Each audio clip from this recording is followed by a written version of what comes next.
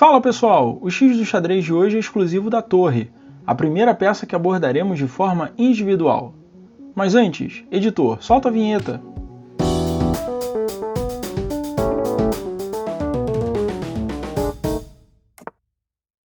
Pessoal, antes de começarmos, peço o seu like e a sua inscrição no nosso canal para nos ajudar com a relevância e a produção dos vídeos. Se já é um inscrito, lembre-se de ativar o sino para receber as notificações. And if you are watching this video and speak English, I'd like to let you know there are subtitles available in English as well. Vamos lá!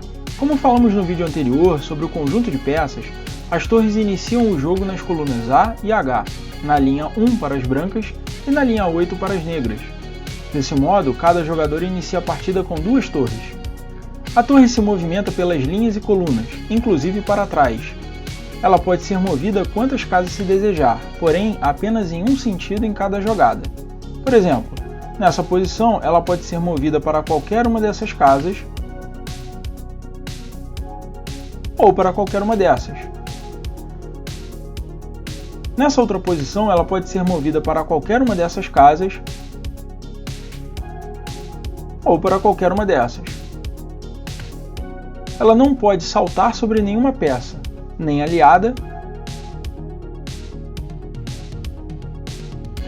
nem adversária. A captura de uma peça adversária é feita removendo-a do jogo e posicionando a torre que a capturou na casa em que a capturada estava. Além desses movimentos, a torre participa de um movimento especial.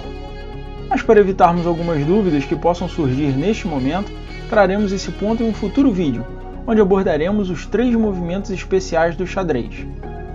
Mas será que os movimentos da torre sempre foram esses? É melhor voltarmos no tempo.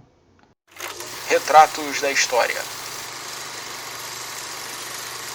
Então, os movimentos da torre sempre foram esses mesmos. Mas calma, não desliga o projetor ainda. A questão é que nem sempre a torre foi torre. Quando lançamos o vídeo sobre o tabuleiro de xadrez, citamos o chaturanga, e olhos mais atentos devem ter notado que havia um barco. Pois é, esse barco se transformou em uma biga, que era essa carroça de guerra movida por 2 cavalos, utilizada na antiguidade. Podemos ver um exemplo de biga nesse jogo de peças de Afrasiab, datado do século VI. Originalmente o nome da peça era Rata, em sânscrito. Os persas traduziram como Rook. Quando o jogo foi introduzido na Europa, ao chegar na Espanha e Itália, os italianos traduziram a palavra para rocco, com sonoridade semelhante a rocca, palavra italiana que significa fortaleza. Isto levou à tradição de denominar a peça como torre na maioria dos países europeus, com exceção da Inglaterra, que traduziu novamente o nome da peça para rook. Quanto à estratégia, ressaltamos alguns temas. Primeiro, posicionar as torres em colunas abertas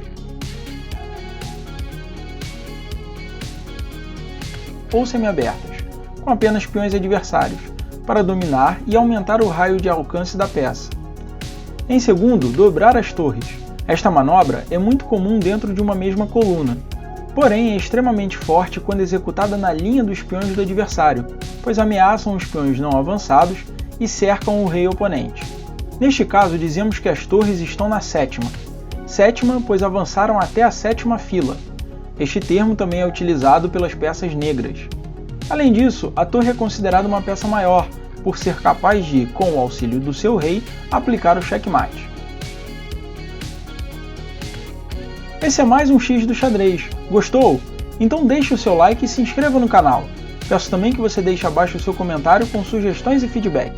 E você já viu nosso vídeo sobre os conjuntos de peças? Então clique nesse card aqui e dê uma conferida. Tchau!